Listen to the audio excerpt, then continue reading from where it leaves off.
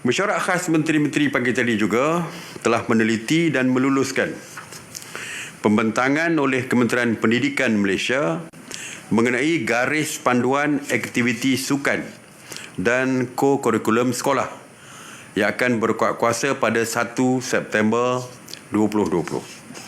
Garis panduan ini merangkumi pelaksanaan aktiviti sukan dan ko-kurikulum sekolah secara bersemuka, termasuk latihan amali di luar bilik darjah bagi mata pelajaran pendidikan jasmani dan pendidikan kesihatan serta sains sukan dan dalam keadaan yang terkawal. Antara garis panduan yang perlu dipatuhi termasuk mendapatkan kebenaran bertulis ibu bapa murid yang terlibat. Jadi ibu bapa mesti beri kebenaran sebelum mereka terlibat dalam aktiviti. Menggunakan bilik mandi persalinan dihadkan mengikut kapasiti. Ini antara yang kita luluskan. Memastikan penjarakan fizikal 1 hingga 3 meter bagi aktiviti statistik dan 3 hingga 5 meter bagi aktiviti dinamik. Peralatan perlu dibersihkan dan disanitasi. Jadi antara ko-kurikulum yang dibenarkan termasuklah aktiviti sukan. Bola sepak kita dah benarkan.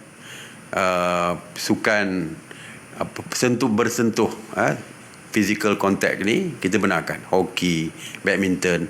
Jadi aktiviti sukan ini kita minta supaya SOP yang dikeluarkan oleh MKN dan KBS Kementerian Belia dipatuhi.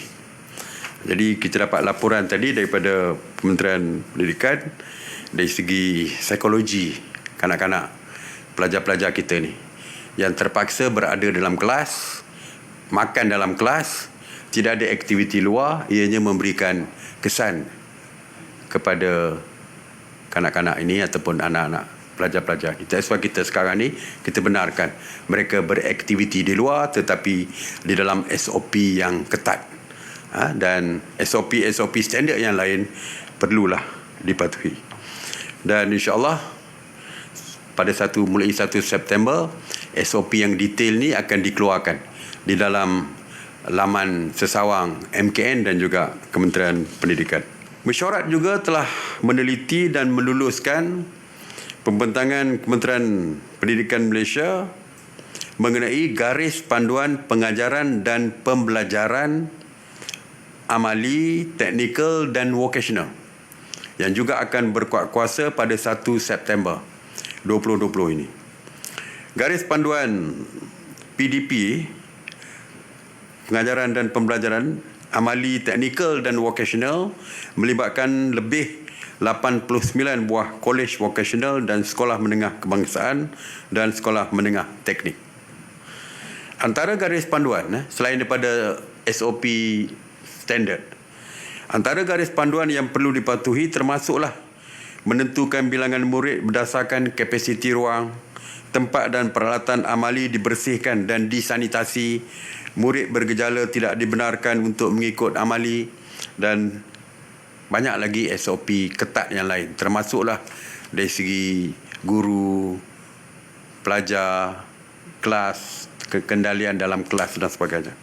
Dan panduan yang lengkap ini boleh didapati di laman sesawang MKN dan juga Kementerian Pendidikan Malaysia mulai 1 September 2020 juga.